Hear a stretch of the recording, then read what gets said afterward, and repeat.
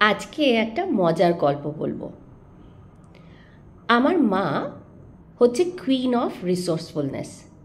মানে যদি কোনো অ্যাওয়ার্ড থাকতো পৃথিবীতে যেটাতে জিরো ওয়েস্টেজের জন্য কাউকে প্রাইজ দেওয়া যেতে পারে, সেটা ডেফিনেটলি আমার মা পায়। ছোট থেকেই আমি দেখেছি মার কাছে সব সময় কিছু না কিছু হ্যাক আছে, এবং মার এই স্কিলটা has always always inspired me. তো আমি না জেনেও অনেক কিছু মার থেকে ইমবাইব করেছি, কিন্তু নট নেসেসারিলি সেগুলো আমি ফর্মালি শিখেছি। তো এরকমই একটা হ্যাকের গল্প। আমার মাকে আমি ছোট থেকেই দেখেছি যে মা যখন চাটনি করে, মা চাটনিতে মিষ্টির রস অ্যাড করে। ফের এবারে আমি কিভাবে সেইটা শিখেছি, কারণ কি আমি আমার কুকিং স্কিল নিয়ে একেবারেই গর্ব করতে পারি না, এবং আমি গতকাল রাত্রির অবধি জানতাম না যে আমি এটা ন্যাচারালি করে আসছি। যে স্টেপ 1 রসগোল্লা কেনো, স্টেপ 2 রসটা জমাও, স্টেপ 3 চাটনি বানাও।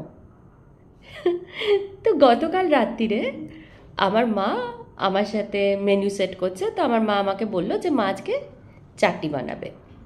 তো আমি তখন আহ, বললাম যে দাঁড়াও দাঁড়াও, কালকে তো বানাতে পারবে না।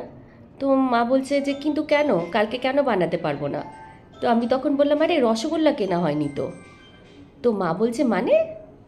তো আমি তখন বললাম ওয়েল, তুমি তো রসগোল্লার রস দিয়ে চাটনি বানাবে তাই না? তো দাঁড়াও, আমি কালকে রসগোল্লাটা কিনে নিই, তারপরে তুমি পরশু দিন চাটনি বানিও। আমার মার তো শুনে মাথায় হাত। মা বলে এ আবার কিরম কথা? তো তখন আমার মা ডিসকভার করলো যে আমি সারা জীবন এরকম একটা ভুল প্রসেসে চাটনি বানিয়ে আসছি। মানে আমার বাড়িতে চাটনি হওয়া মানে আগে রসগোল্লা আসে, সেই রসটা জমে, তারপরে গিয়ে সেটা চাটনি হয়। উই হ্যাড আ গ্রেট লাভ। আমি আর মা তো হেসেই মরি।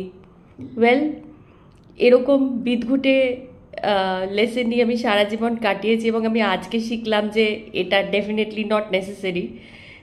তো প্লিজ ডোন্ট জাজ me, but if you have a hack that is worse than what I have done, please share it with me. আমি ভীষণ জানতে চাই যে আমি কি একাই এরকম বোকা, নাকি আরও কেউ আছে যে আমার থেকেও বিদঘুটে জিনিস শিখে সারা জীবন কাটিয়েছে।